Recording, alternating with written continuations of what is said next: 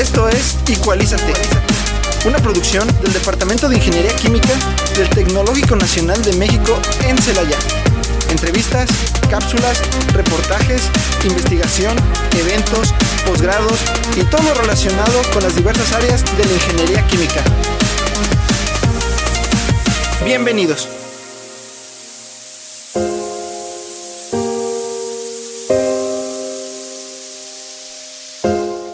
Hola, muy buenas tardes a todos. Los saludamos aquí en el Sonido Educativo y Cultural de la radio en XHITC. Esto es Igualízate. Muy buenas tardes, bienvenidos sean todos.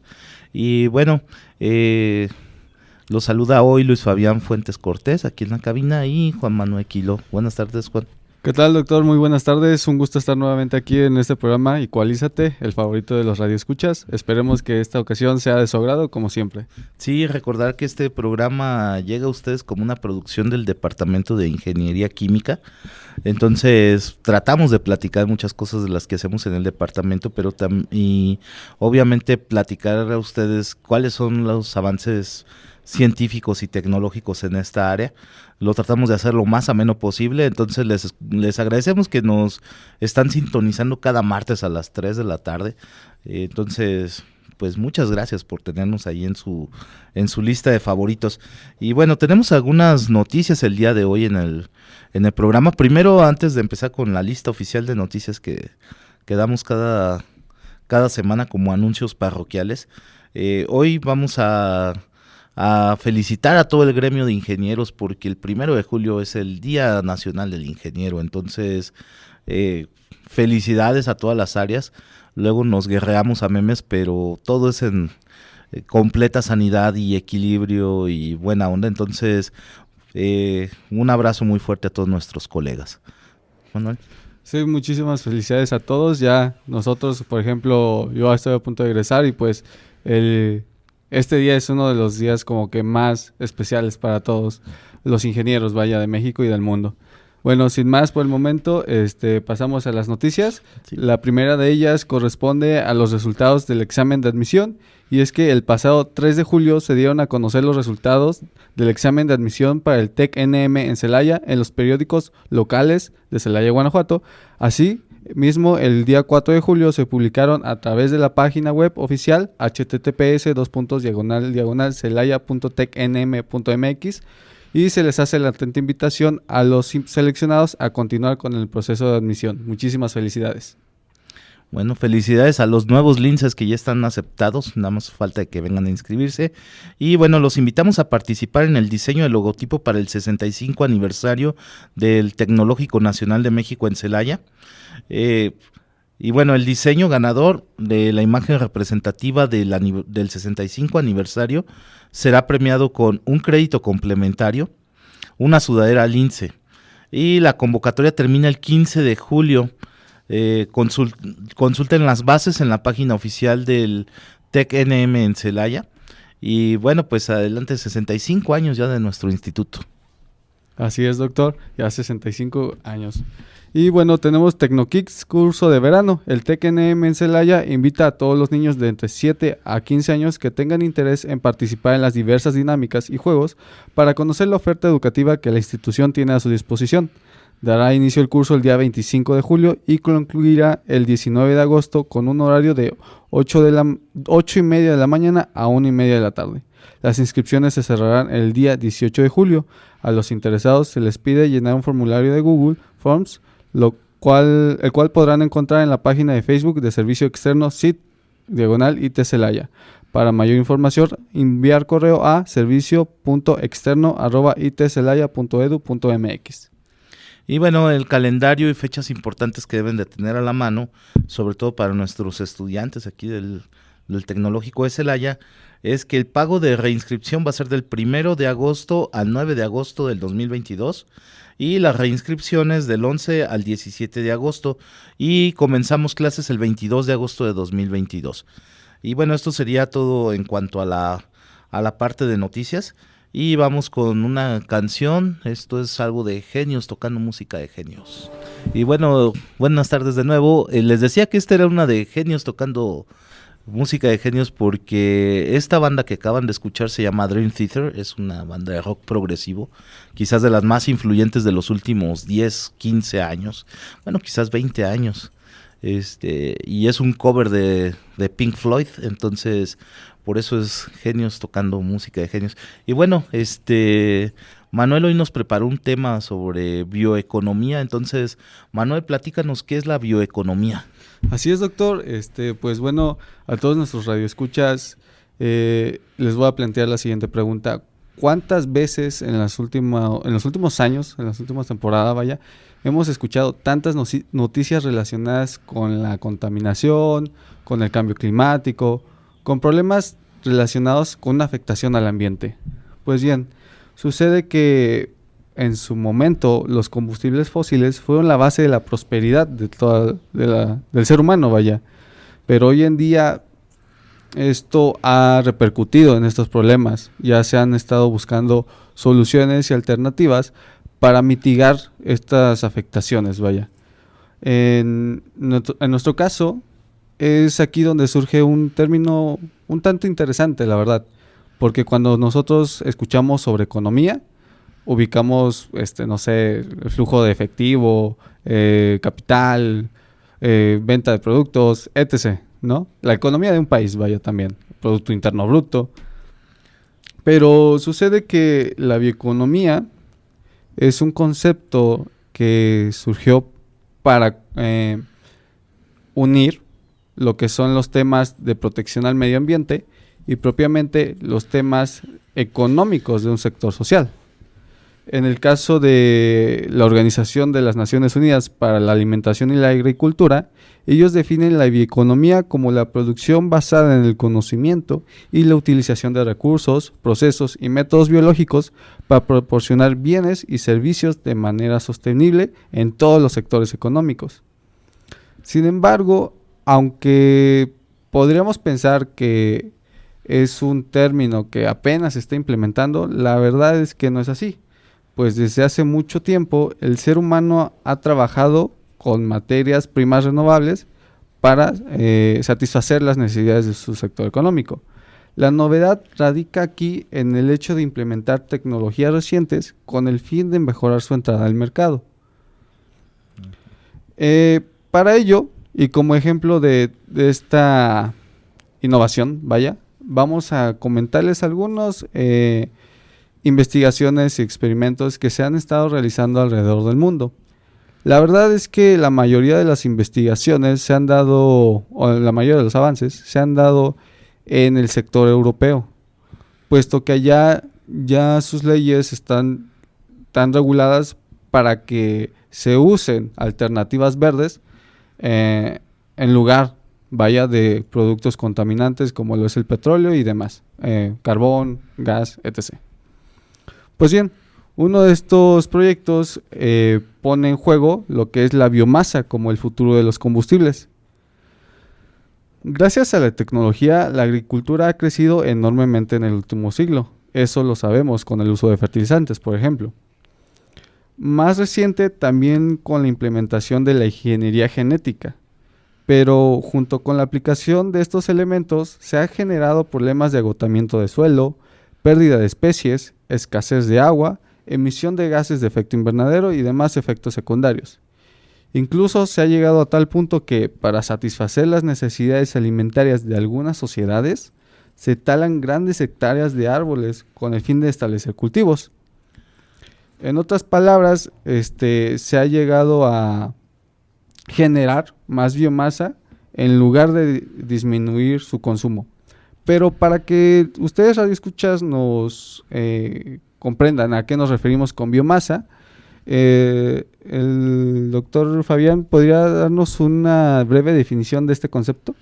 Bueno, mira, la cuestión de biomasa es bastante interesante. Podríamos pensar que toda la masa viva que integra nuestro planeta es lo que llamamos biomasa. De hecho, si vamos a un bosque, todos los árboles constituyen, se le llama biomasa forestal. Pero creo que precisamente aquí tú te estás refiriendo a la cuestión de biomasa con intereses industriales o intereses económicos, ¿no? Entonces, Muy recientemente el término biomasa se ha empezado a utilizar sobre todo para desechos. Por ejemplo, en los campos de maíz, el rastrojo que queda después de la cosecha, en los campos de trigo, la paja que queda, esa tendría que ser la biomasa que se está usando, ¿no? Incluso en el caso, por ejemplo, de los bosques, la biomasa que queda de aserradero, es decir, después de que se obtienen las tablas, tablones, vigas, que es lo que se comercializa a partir de los productos forestales, pues vamos a tener virutas o acerrín, que son los que finalmente se utilizan para la obtención de biocombustibles, pero aún hay biomasas que están enfocadas precisamente a la obtención de biocombustibles. Por ejemplo, en Brasil se ha popularizado el cultivo de caña de azúcar para obtener el llamado bioetanol, que es etanol que se usa como combustible auxiliar en vehículos, ¿no? Sí, de hecho, en relación a la biomasa, en este caso de madera, vaya, en el sector europeo, repito nuevamente, se ha llegado a una investigación en el que buscan aprovechar lo que es la descomposición, por ejemplo, de árboles que ya están degradados por el ambiente, vamos a llamarlo así, que ya no pueden ser aprovechados por el ser humano al 100%, pero el problema que ha habido ahí es que en el momento para ingresarlo al equipo donde se procesa, hay ciertos detalles porque no hay un procesamiento correcto. Más que nada esto se debe por parte de la materia, que es madera, es luego muy complicado, las tuberías en este caso del equipo se tapan y similar, y por lo tanto, aunque hay investigación al respecto, en este caso, en ese proyecto en específico, aún hay detalles a corregir, pero igualmente hay muchísimos más donde también se están realizando avances significativos en relación al aprovechamiento de este tipo de biomasa. Por otro lado, en Francia lo que hay es que, por ejemplo, se dieron cuenta, bueno, no es como que se dieran cuenta ellos, sino que pues a través de las investigaciones se ha concluido que algunas plantas han desarrollado ciertas moléculas específicas en su organismo, y estas moléculas, lo que sucede es que se busca aprovechar. Para aprovecharlo, lo que están implementando, repito nuevamente, aquí en Francia, es que utilizan un tipo de agricultura hidroponía, si no me equivoco, que es cultivar las plantas sin necesidad de un suelo propiamente. Para ello lo que hacen es colocar las plantas suspendidas en alguna estructura, y lo que hacen es rociarlas con algunos nutrientes en sus raíces. Las moléculas que estas plantas poseen en sus raíces, en este caso, las obtienen al al cortar las raíces o sumergirlas en alcohol, una solución alcohólica, recuperan las moléculas que son de su interés, y para posteriormente colocarlas en un bioreactor. Que un bioreactor, si no me equivoco, doctor Fabián, ya me corregirá usted, yo lo entiendo como un equipo donde se coloca algún material con el fin de que algunos microorganismos degraden dicho material, aceleren alguna reacción química o similar. Pues de hecho tu concepto está bien. Generalmente eso es un bioreactor, es un espacio físico donde tú pones a actuar un microorganismo o que actúa alguna enzima para regular alguna reacción, y generalmente están asociados son reacciones que normalmente ocurrirían en un organismo vivo, pero que nosotros vamos a decir así, que las ponemos en un medio artificial para obtener algún producto que sea de nuestro interés. Y esta es una técnica muy antigua, ¿no? De hecho, los primeros bioreactores o los que fueron de interés para el ser humano fue para producir alcohol. Entonces ahí usábamos no precisamente una bacteria, sino una levadura, era la que se utilizaba en un recipiente,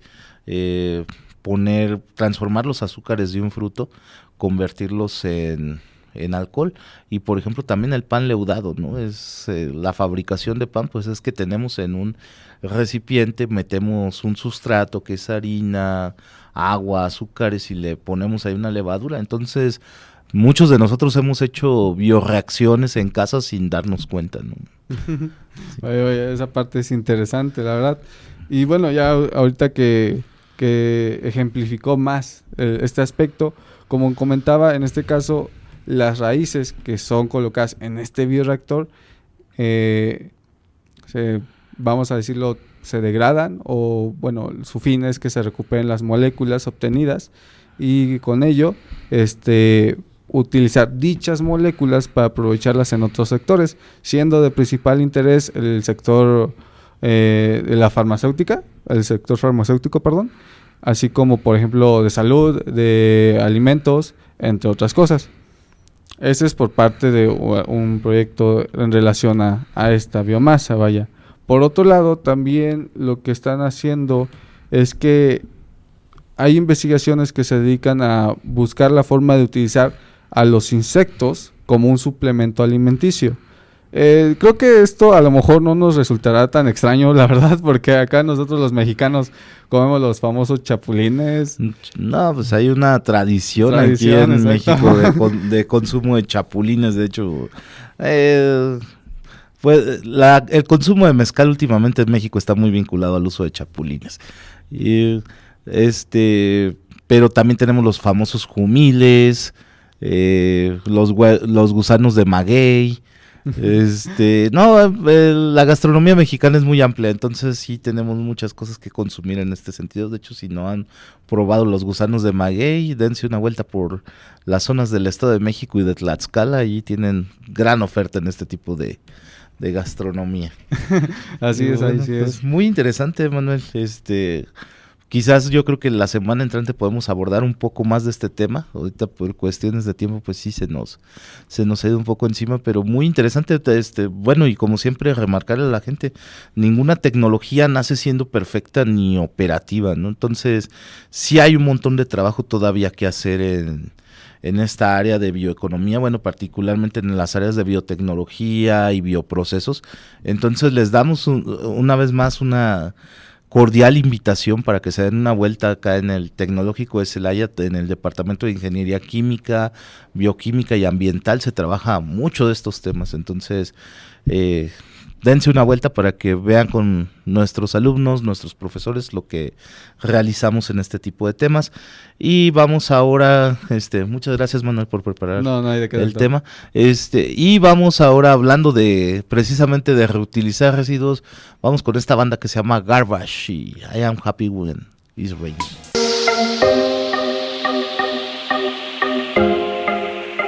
Esto es Equalízate. Reacciona. Balancea tus sentidos. Ya regresamos.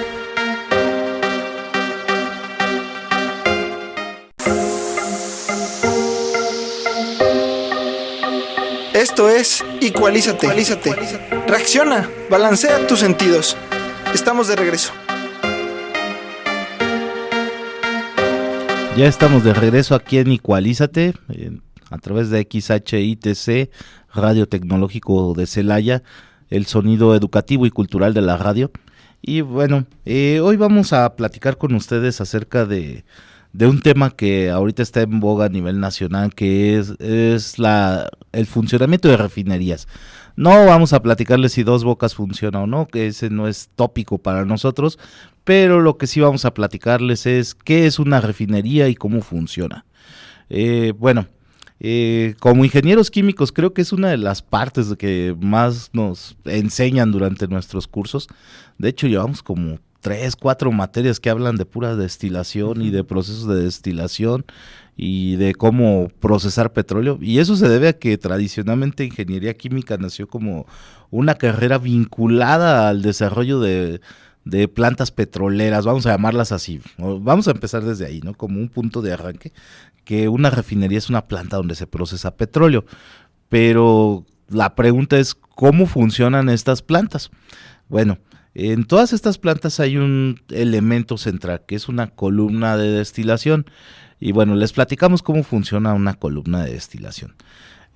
Primero imagínense un tubo enorme, de un radio de aproximadamente, un diámetro de unos 15 a 20 metros, en algunos casos.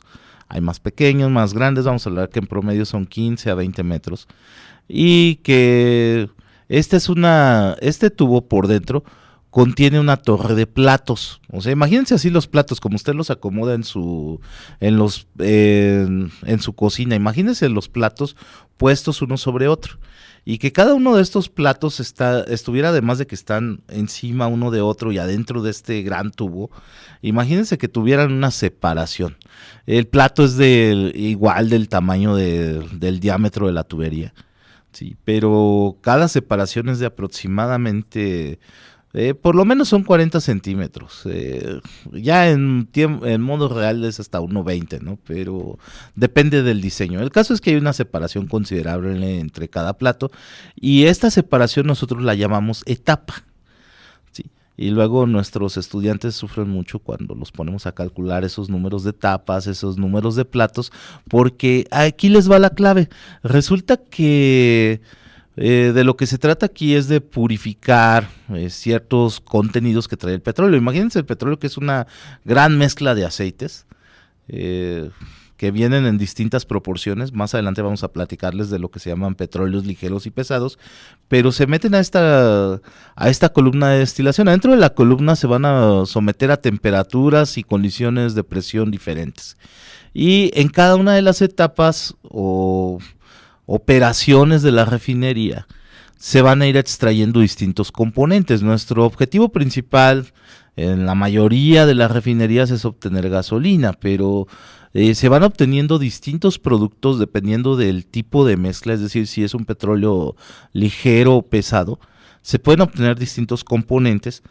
Y en la parte más baja lo que se obtiene es algo que se llama coque. El coque es la materia prima para fabricar los asfaltos, pero también se fabrica otra cosa, que es combustóleo.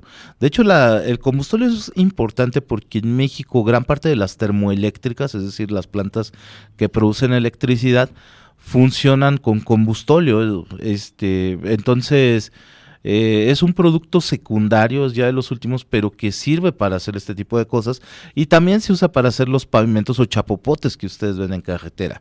Entonces, como ingenieros químicos, lo que tienen que hacer es calcular la energía de cada una de las etapas, saber qué nivel de operación debe de tener cada una de ellas, para así saber qué productos se pueden extraer en cada una de las fases de esta refinería. Manuel.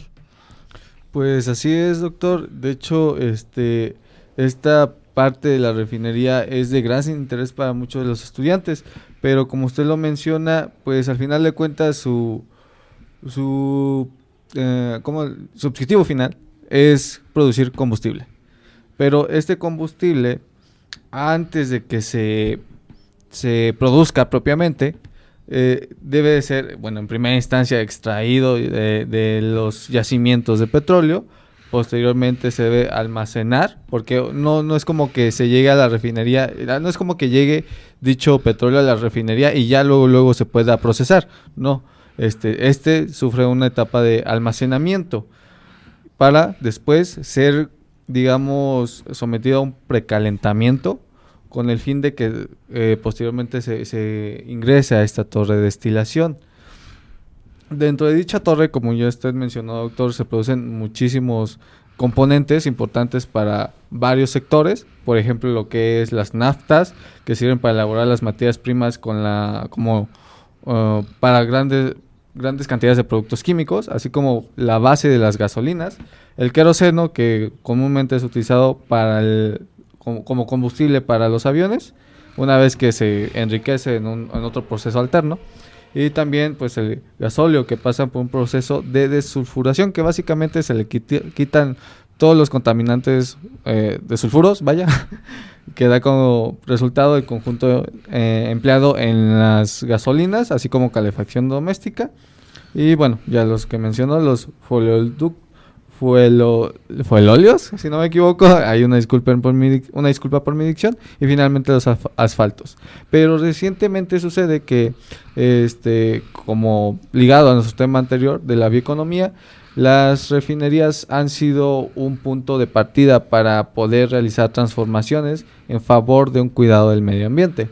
Es aquí donde nace un concepto denominado biorefinerías. Sí, y de ese vamos a estarles hablando en un momento más, pero Ya nada más para cerrar este tema de las refinerías, me gustaría platicarles que existen dos tipos de petróleo que ya les había mencionado. Hay petróleos ligeros y petróleos pesados. No por tener, no todo el petróleo del mundo tiene la misma calidad.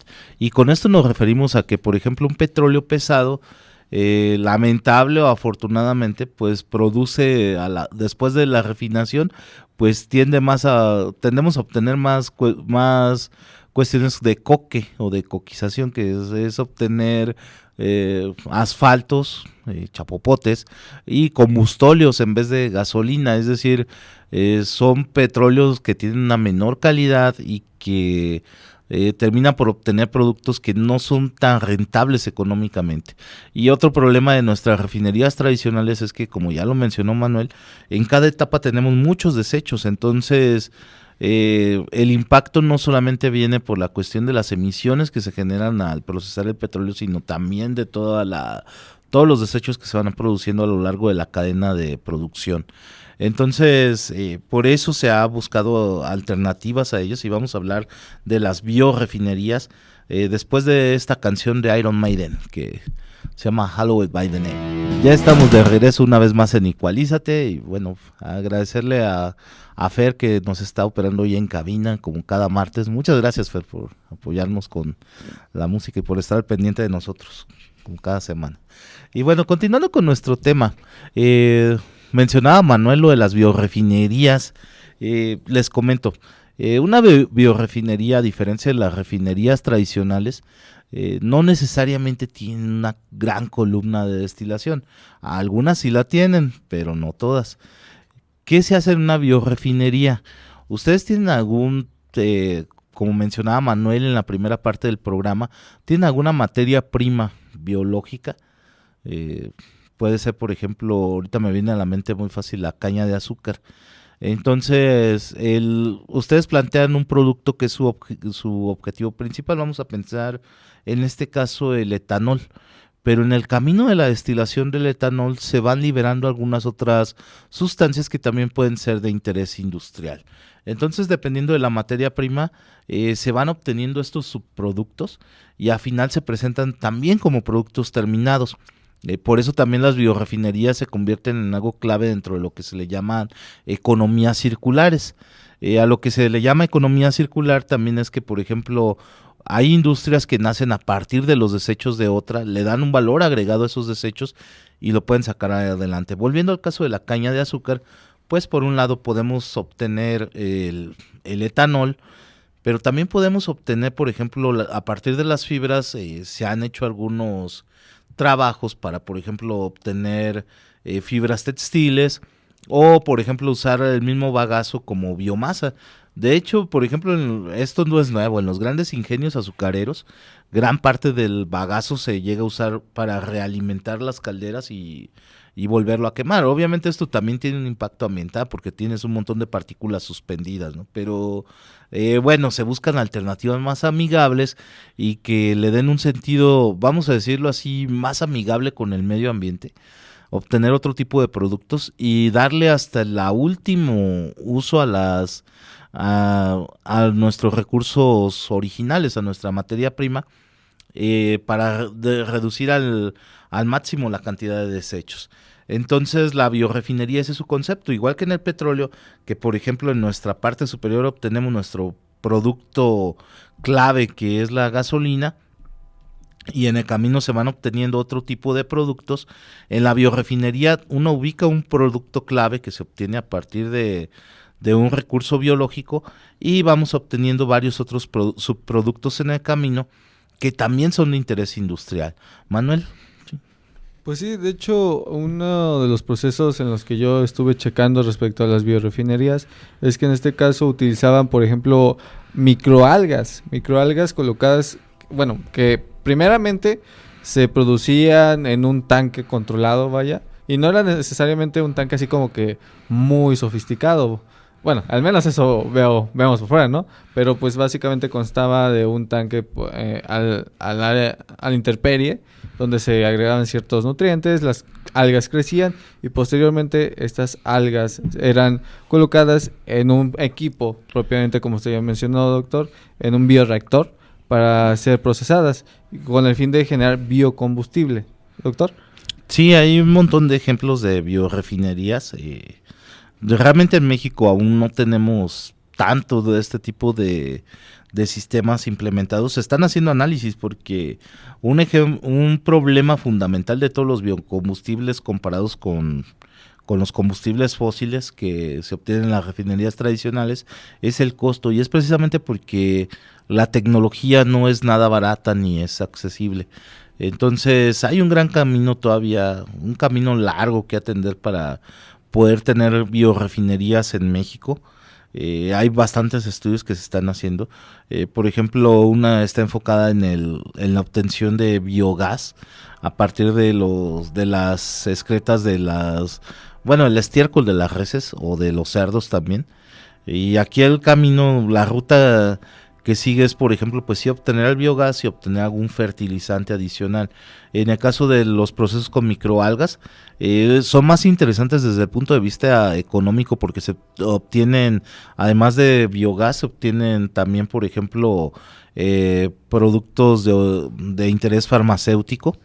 No solamente podemos hablar de que obtenemos biocombustibles y fertilizantes, sino se pueden obtener algunas otras cosas ahí de fármacos, depende de nuestra masa original, de nuestra biomasa original. Entonces las biorefinerías como tal aún son un camino largo, como ya les mencionamos, no es un solo equipo como en la refinería que puede uno pensar nada más en la columna como equipo central. Aquí vamos a tener un montón de bioreactores, un montón de procesos de separación, pero la idea es esa, es alcanzar un sistema en el cual podamos aprovechar al máximo nuestra materia prima y obtener todos los subproductos posibles en el camino. Sí. De hecho, por la misma naturaleza de las biorefinerías, es común encontrar que en los sectores, en el sector de la agricultura, en el sector rural, se encuentran este tipo de equipos que a lo mejor no los identifican propiamente como una biorefinería, pero utilizan sus principios con el fin de satisfacer sus necesidades. Uno hace poco platicaba con un compañero que en su hogar, dado que eran dueños de cabezas de reses, utilizaban un bioreactor, en este caso él lo llamaba, para precisamente, como menciona el doctor, producir biogás a partir de los desechos de los animales. Sí. Y bueno, pues con esto nos vamos a despedir el día de hoy. La semana entrante sintonícenos para oír algún otro concepto de ingeniería química. Nos dio mucho gusto hoy compartir con ustedes algunos conceptos de refinación, de destilación y de otras operaciones con las cuales nosotros normalmente trabajamos, de bioreactores y demás. Y bueno, Manuel, pues muchas gracias por acompañarnos el día de hoy. Al contrario, doctor, gracias a usted y a todos nuestros radioescuchas por sintonizarnos. Sí, bueno, pues les recordamos que se están vacunando a los niños de 5 a 12 años contra el COVID. Entonces, si no ha llevado a su niño a vacunar, llévelo. Creo que están abiertos aún el CAICES de Emiliano Zapata y el IMSS en la unidad de medicina familiar número 49. Lleve a sus niños, es importante. Y bueno, un saludo para Luis, Ana y Meli que me escuchan en casa. Nos vemos en un ratito y muchas gracias a todos nuestros radioescuchas por sintonizarnos. Nos escuchamos el próximo martes aquí en el sonido educativo y cultural de la radio a través de XHITC, Radio Tecnológico de Celaya. Esto fue Ecualízate. Muchas gracias por escucharnos. Esto fue Ecualízate. Te esperamos el próximo martes a través de XHITC, Radio Tecnológico de Celaya. Una producción orgullosamente lince del Tecnológico Nacional de México en Celaya.